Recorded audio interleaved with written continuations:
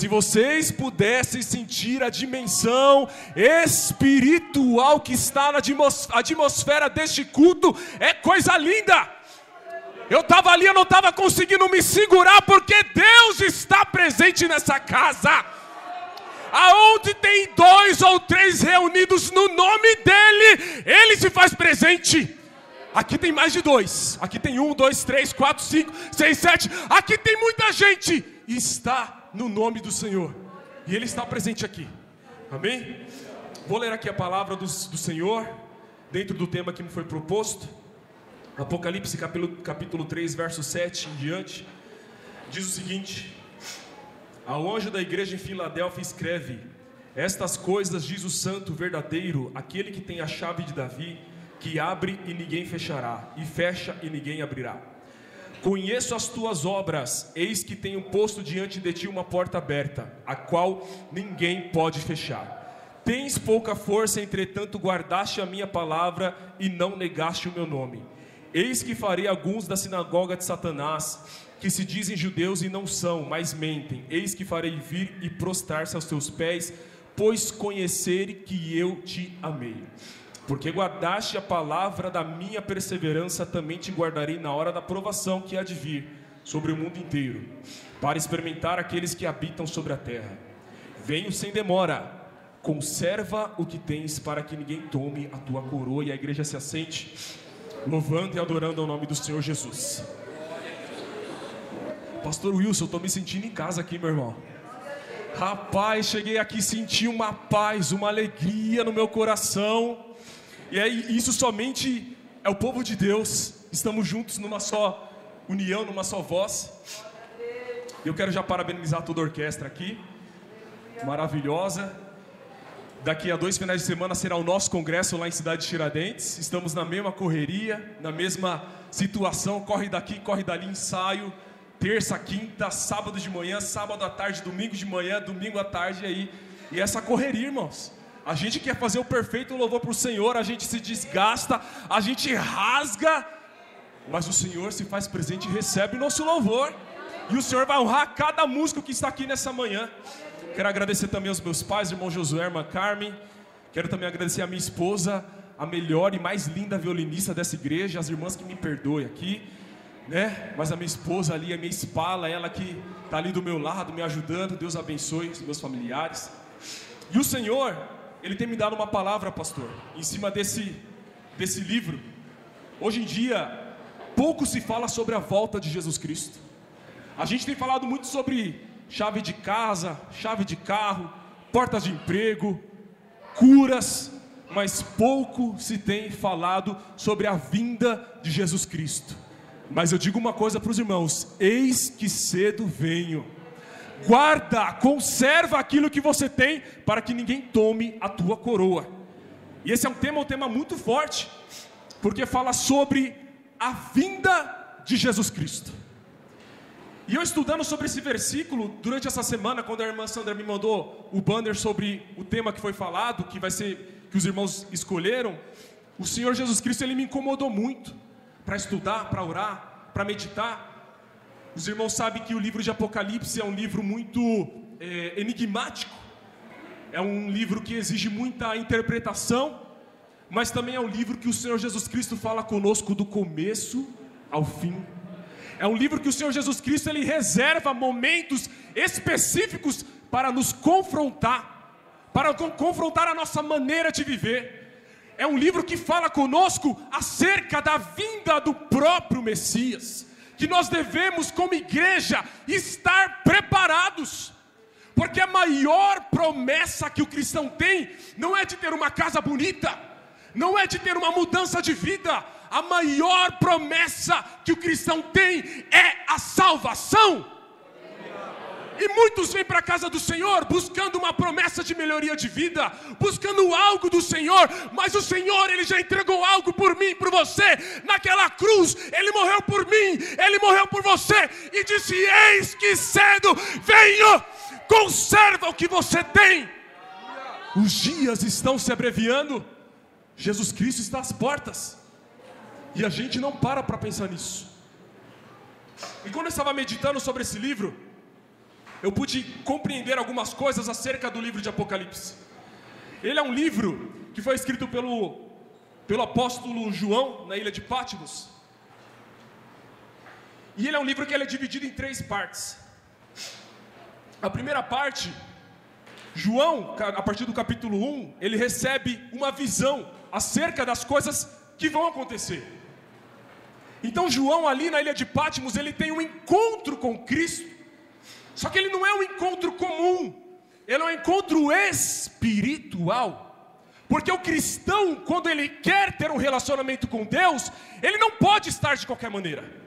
O cristão que quer ter uma vida cheia de visão e revelação espiritual, ele precisa ter uma vida de consagração. E muitas das vezes Deus, ele quer se encontrar comigo e com você. Só que da maneira que nós não estamos, nós não enxergamos aquilo que Deus quer se revelar. Mas nesta manhã, Jesus Cristo vai ter um encontro espiritual comigo e com você. Então nessa primeira parte do capítulo 1 de Apocalipse, João tem um encontro espiritual e o próprio Cristo dá visões para ele acerca do que é a vinda de Cristo, acerca do que é o arrebatamento.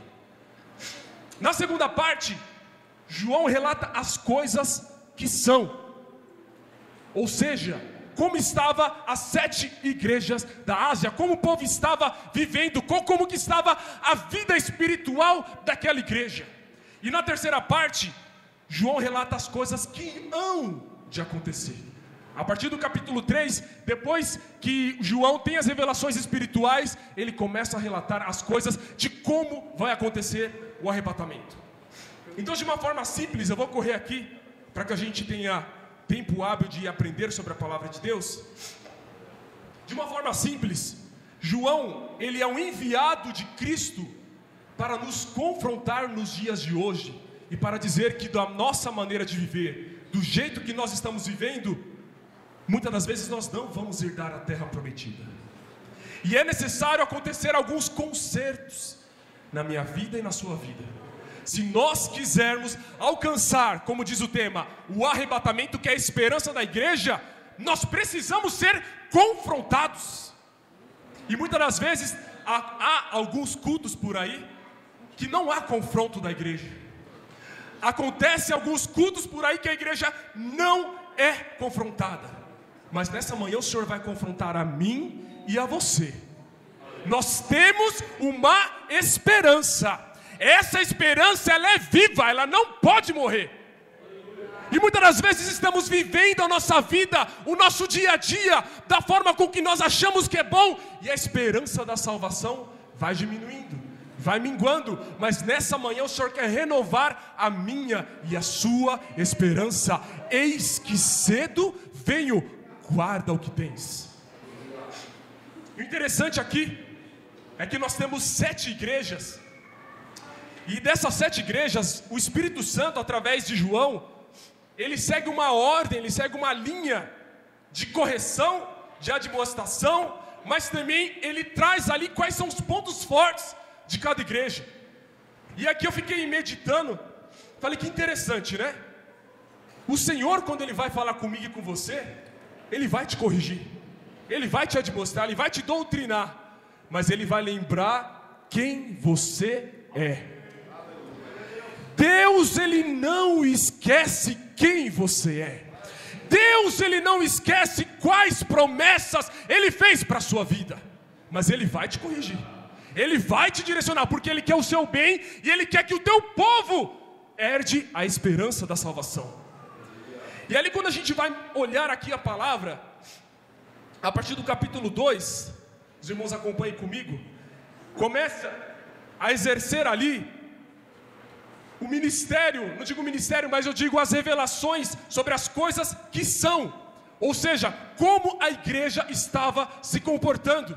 E a primeira carta interessante é que na Ásia, as cartas foram direcionadas para as 7 igrejas da Ásia, e é muito interessante, pastor, a Bíblia era tão detalhada, que as 7 igrejas da Ásia, ela formavam um círculo, e esse círculo ele tinha aproximadamente 80 quilômetros entre uma igreja e outra igreja. E esta quilometragem de distância determinava qual que era o grau de importância daquelas igrejas diante da Ásia. Ou seja, cada igreja, cada cidade tinha um ponto estratégico. Cada cidade, cada ponto da cada igreja da Ásia, ela estava localizada em um lugar estratégico.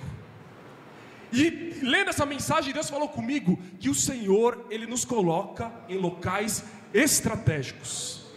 Muitas das vezes você não sabe, você não entende por que você está onde você está, por que você está passando o que você está passando, mas saiba que Deus, Ele tem uma estratégia na sua vida e Ele vai te honrar aonde você está. Não é em vão você estar onde você está. Deus tem algo para a sua vida aonde você está. O interessante é que quando João ele começa a ministrar a carta às igrejas, ele começa ali por Éfeso, capítulo 2, verso 2. Não vou ler aqui para a gente ganhar tempo. E diz o seguinte, que a igreja era uma igreja perseverante. Era uma igreja que perseverava diante das dificuldades. Era uma igreja que tinha lá os seus problemas, mas mesmo assim era perseverante. Porém, era uma igreja que havia perdido o primeiro amor. Era uma igreja que já tinha perdido as primícias, as primeiras obras. E ali ele admoesta aquela igreja: volta ao primeiro amor. Se arrepende e volta ao primeiro amor. Eis que cedo venho, estou à porta e bato, volta ao primeiro amor. E ele vai e admoesta a igreja de Éfeso. Depois ele vai para Esmirna. Era uma igreja submissa aos dogmas romanos. A partir ali do capítulo 2, verso 12. Era uma igreja pequena, mas ela estava num local estratégico. Só que era uma igreja muito oprimida, era uma igreja muito sofrida. E naquele momento, Deus ele dá uma palavra através de João e fala: não tenhas medo diante das dificuldades, porque eu estarei com vocês. Ou seja, ela estava no local estratégico, mas estava sendo atacada. E Deus teve o privilégio, teve ali a oportunidade de falar: ei, eu sei, eu te conheço, eu sei que o lugar onde você está, mas não tenha medo, eu estarei contigo quando passar nessa dificuldade. A terceira igreja, a igreja de Tiatira, capítulo 2, verso 18. A Bíblia diz que era uma igreja ativa na fé e no ministério. Era uma igreja, aquela igreja, pastor, que se doa realmente ali para a obra. Era uma igreja ativa, que trabalhava, que arregaçava as mangas e falava: vamos trabalhar, vamos fazer. Só que tinha um problema. Era uma igreja que estava sedenta e promíscua. Era uma igreja que estava enraizada à promiscuidade, à prostituição. E Deus repreende aquela igreja: vigiai-vos, porque eu estou à porta e bato. Ou seja, era uma igreja que tinha o poder de fazer, só que não fazia. Por quê? Porque estava entrelaçada com a promiscuidade. A igreja de Sardes, capítulo 3, verso 1. E aqui já dando uma parte do início da mensagem. Era uma igreja que vivia de aparências. Era uma igreja que falava: eu sou viva, eu sou avivada, eu sou cheia. Mas estava morta. Estava morta. E Jesus, através da palavra, diz: eu conheço as tuas obras, que se diz viva, mas está morta. Meu Deus, que coisa tremenda. Muitas das vezes a gente tem aquela sensação de que a igreja está viva, animada, mas precisamos tomar cuidado se não é um avivamento humano ou se é um avivamento espiritual. E nessa manhã o Senhor Jesus Cristo está dizendo: eu quero uma igreja viva, mas é uma igreja viva verdadeira. Se for para levantar a mão, adore com verdade. Se for para falar em línguas, fala com verdade. Se for para adorar a Deus, adora com verdade. Deus quer uma igreja viva. Aleluia. Temos a igreja de Filadélfia, que é o tema que os irmãos escolheram. Mas eu vou pular, já vou para a igreja de Laodiceia. De Filadélfia a gente vai falar um pouquinho mais sobre essa igreja.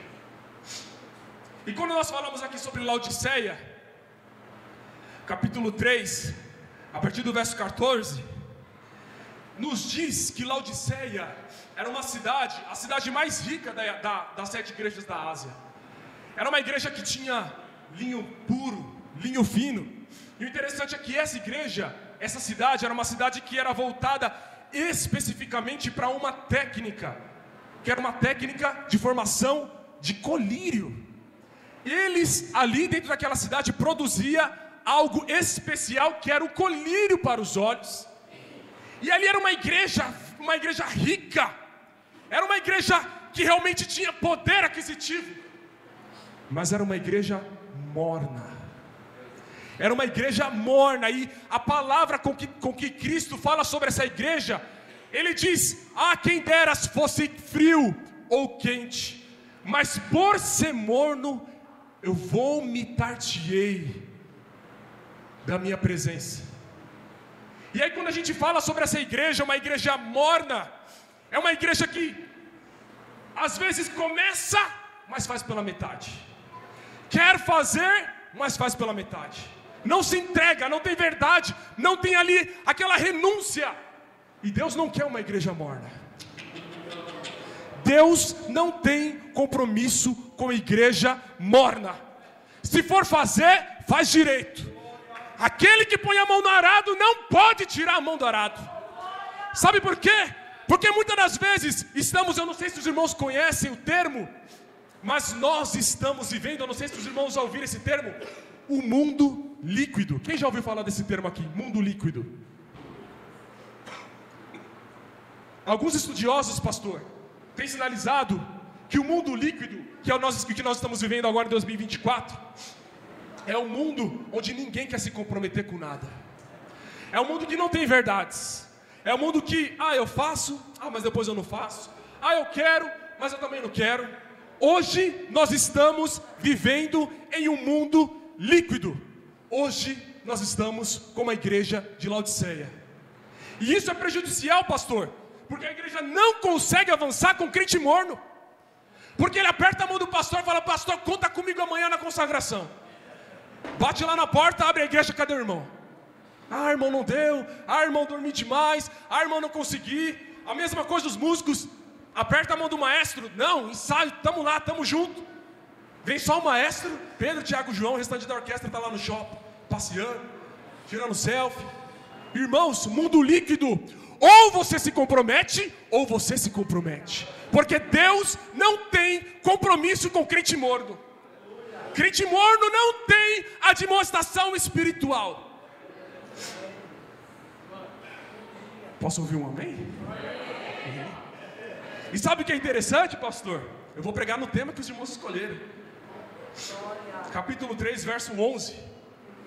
Eis que cedo venho, guarda o que tens, para que ninguém tome a tua coroa. Eu estava ali estudando, e Deus falou muito forte ao meu coração: guarda o que tens. Mas sabe qual que é o problema dos dias de hoje? Tem crente que já não tem nada faz tempo. Como você vai guardar aquilo que você não tem? Como que você vai guardar aquilo que você já perdeu? É forte. A Bíblia, esse versículo como os irmãos estão colocando, eis que cedo vem, guarda o que tens. Quando a gente vai utilizar a exegese da palavra mesmo, a afinco da palavra, o guardar não é guardar. Porque guardar é você tirar algo do lugar e tirar da vista de outras pessoas. Eu lá em casa às vezes guardo as coisas e nem eu lembro onde eu guardei. Aí minha esposa fica doida lá, tá ali, tá lá, e eu tô aqui, guardei e não lembro. Esse é o termo guardar, esconder, retirar. Só que o tema que os irmãos escolheram não é guardar, é conservar, que é muito diferente de guardar. Porque quem guarda às vezes se esquece onde deixou. Agora quem conserva, zela, cuida, ama, não deixa, mostra, ele guarda, ele conserva. Conserva aquilo que tens, para que ninguém tire a tua coroa. E quando a gente fala em conservar, eu vou correr aqui com os temas. A Bíblia nos diz lá em Provérbios,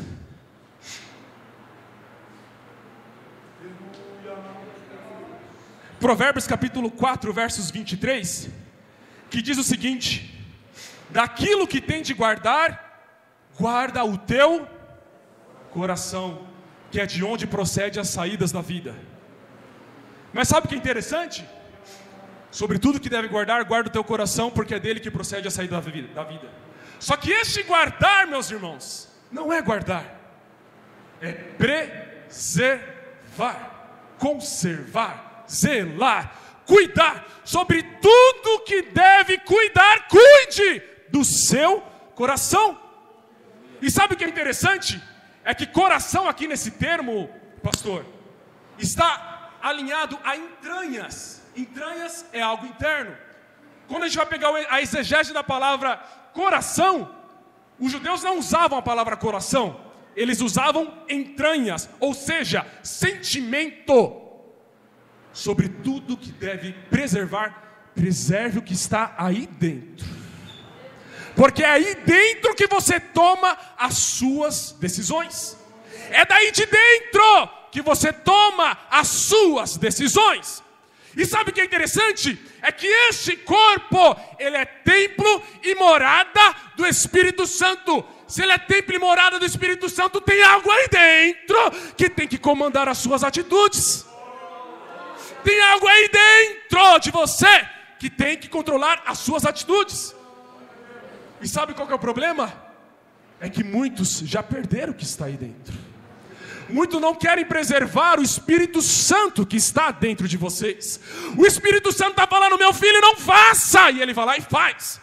O Espírito Santo está falando: vai para a direita, e ele vai para a esquerda. Por quê? Porque não está preservando aquilo que há de mais valioso no homem, que é a presença de Deus.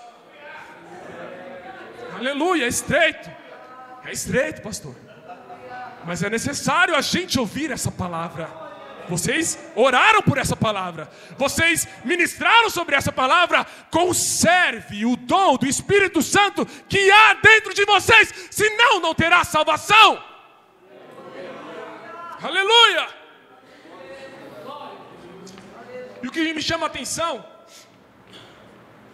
é que a palavra conservar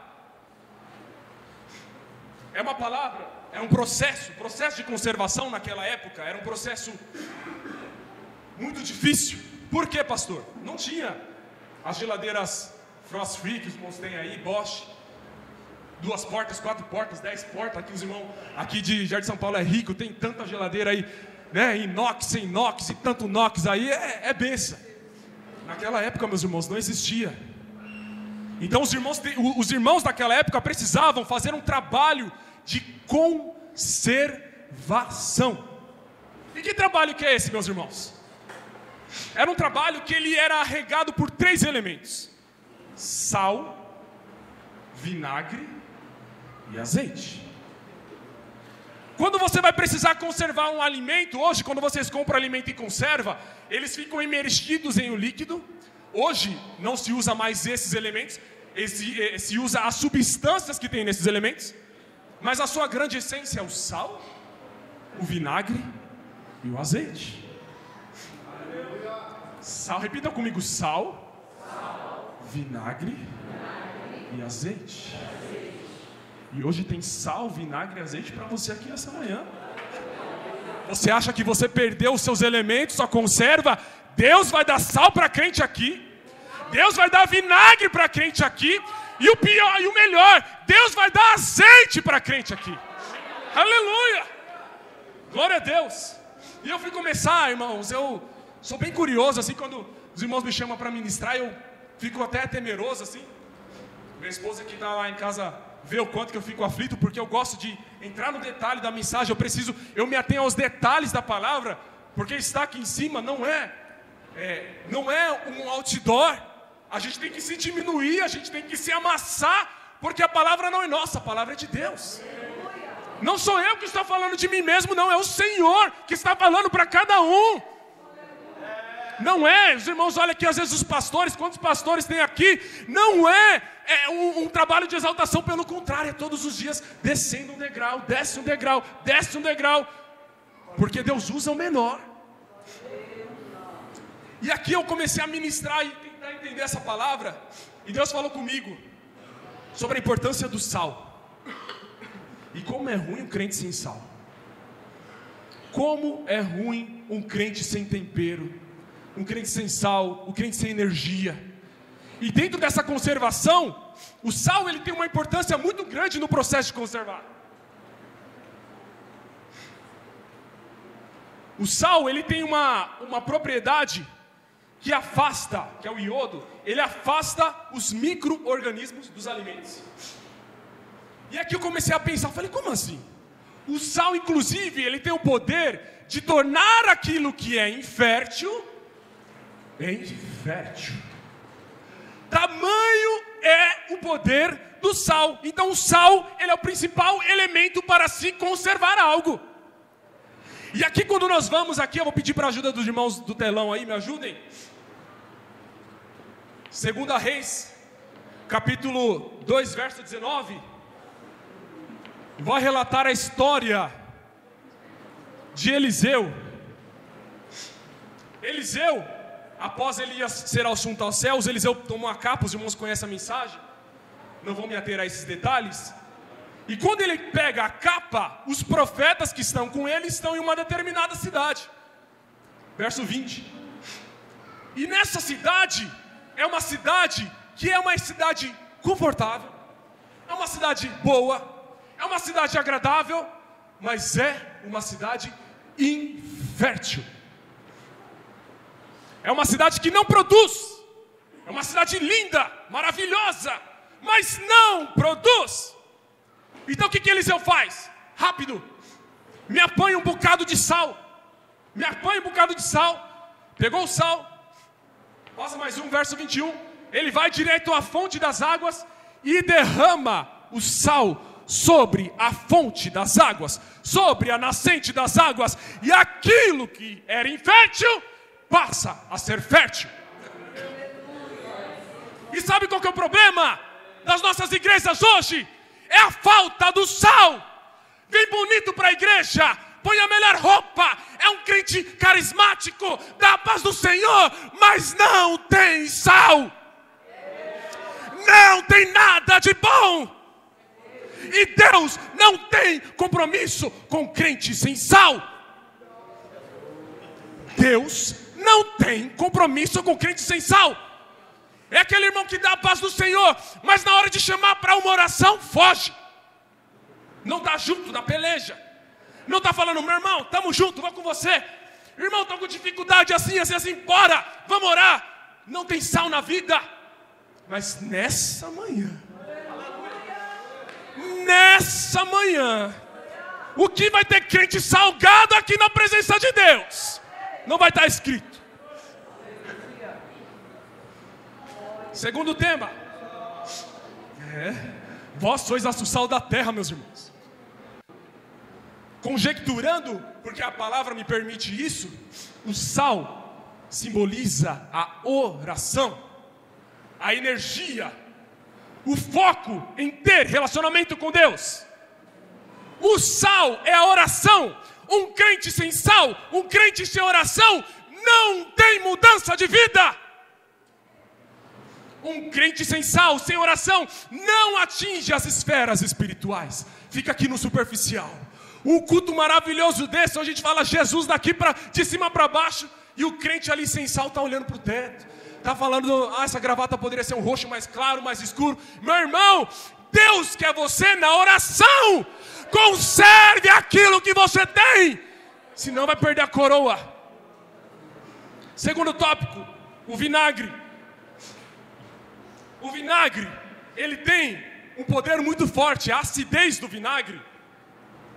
Ele tem um poder muito forte de prolongar a vida dos alimentos. Quando os irmãos vão lá no mercado e compram aquele frasco de azeitona, ela é doce, meus irmãos? É doce? É salgado? É ácido, né?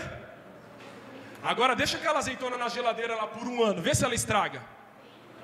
Se não fizer aquela maionese abençoada lá, meu irmão, aquela carne moída lá com aquela azeitona, ela vai ficar lá. Por quê? Porque a acidez, ela garante a conservação dos alimentos. E muitos perderam, pastor, a acidez do Espírito Santo. Estão sendo corrompidos. Qualquer coisa chega, qualquer coisa estraga, qualquer palavra dura já quer sair da igreja. Eu não concordo com isso, eu não concordo com aquilo. O irmão foi muito duro. Meu irmão está perdendo a acidez. Deus, Ele quer você firme na presença dEle. Deus, Ele não tem compromisso com esses crentes que está aqui e amanhã não está. Hoje vem e amanhã não vem. Acidez, falta vinagre na sua vida, meu irmão. E se tem vinagre, começa a renovar o milagre. Conserva aquilo que você tem, para que ninguém tome a sua coroa. Posso ouvir um amém? Amém, glória a Deus. Deus é bom. Como diz a irmã Carmen, Deus é bom, o diabo não presta. Terceiro tópico: azeite. Azeite. O terceiro elemento usado na conserva é o azeite. Só que sabe o que me chama a atenção, pastor? Já vamos encaminhar para o fim. Que o azeite não é qualquer azeite que você pode usar para conserva. Às vezes você vai no mercado, tem um azeite extra virgem, tem um azeite virgem, tem um azeite processado, tem um azeite refinado e tem um bagaço. O bagaço da azeitona fica lá no fundo da prateleira. E o que tem de crente pegando o bagaço achando que é azeite? O que tem de crente pegando refinado achando que é extra virgem? E quer conservar aquilo que Deus tem para ele, colocando um bagaço na conserva? Deus não tem compromisso com a unção de bagaço. Deus tem compromisso com a unção extra virgem, aquela da essência, aquela que desce como sangue carmesim, que vai diante do coração do homem. É isso que é unção, é isso que é conserva. E a unção ou azeite na conserva, ele tem um poder muito forte, que é justamente, ele tem a capacidade de proteger o alimento. O azeite na conserva, ele tem a capacidade de proteger o alimento. Quando o alimento está próximo de estragar, que aí o vinagre vai perdendo o efeito, o que vem? A unção ou o azeite e protege aquele alimento, e ele começa a durar por mais tempo. E aí quando eu fui entender o processo aqui de conservação, e uma das matérias que eu li, falava justamente a isso. Não adianta você colocar qualquer azeite na sua conserva. Não adianta. Porque o sal pode perder o sabor, o vinagre pode perder o sabor, mas a unção, o óleo, o azeite, não perde sabor, não perde. Não é qualquer azeite que você tem que colocar aí dentro para preservar aquilo que Deus te deu. E muitas das vezes, pastor, quer vir para a igreja, quer vir para um congresso maravilhoso desse de músico, quer sentir a unção do Espírito Santo, mas vem de qualquer jeito. Vem com bagaço, como o pastor Ivan fala lá na sede. Vai orar, coloca um joelho na frente, outro atrás já para levantar. Não quer ter intimidade com Deus, não quer ter uma vida de santidade com Deus, e quer ter unção extra virgem. Não vai ter. Conserve aquilo que tem, para que ninguém tome a sua coroa. A Bíblia diz, Isaías capítulo 10, verso 27. Já estou encaminhando para o fim aqui. Isaías capítulo 10, 27. Diz o seguinte: e acontecerá que naquele dia, que a sua carga será tirada dos seus ombros, e o jugo do teu pescoço será despedaçado por causa do quê? Por causa do quê? não é o vinagre, não é o sal. Tem que ter, é importante. Oração, é importante ter vigilância. Mas a unção, meu irmão, é o que despedaça o jugo. Sabe o que é jugo? É peso, responsabilidade, enfado, cansaço, tristeza, desânimo. Como os irmãos louvaram, depressão. Ela vai bater na sua porta. E se não tiver unção? E se não tiver a unção para despedaçar esse jugo? Sucumbe. Mas nessa manhã, a unção que despedaça o jugo está sobre a sua vida. Deus, Ele está dizendo para mim e para você: conserva. Guarde essa palavra. Conserva aquilo que tens, para que ninguém tome a sua coroa. E eu vou continuar aqui no versículo. Aleluia. Glória a Deus. Verso 11. Verso 12. Ao vencedor. Ao vencedor. E eu fiquei me atento a essa palavra. Ao vencedor. Ou ao que vencer. Ao vencedor, far-lo-ei uma coluna no meu santuário. E eu fiquei tentando entender que palavra é essa. Ao vencedor, ao que vencer. Por que uma coluna? Porque a igreja de Filadélfia, eu termino por aqui, era uma igreja que tinha por costume, quando quisesse honrar alguém, ela fazia uma coluna no templo e escrevia o nome daquela pessoa. Pastor Wilson, colocava lá, irmão Tom, Ademir, colocava lá, se fez algo bom, subia uma coluna. E o que Deus está falando através dessa mensagem, verso 12? Não vai ser fácil. Conservar? Não vai ser fácil. Mas se vencer, tem honraria. Se vencer, tem coluna no céu te esperando.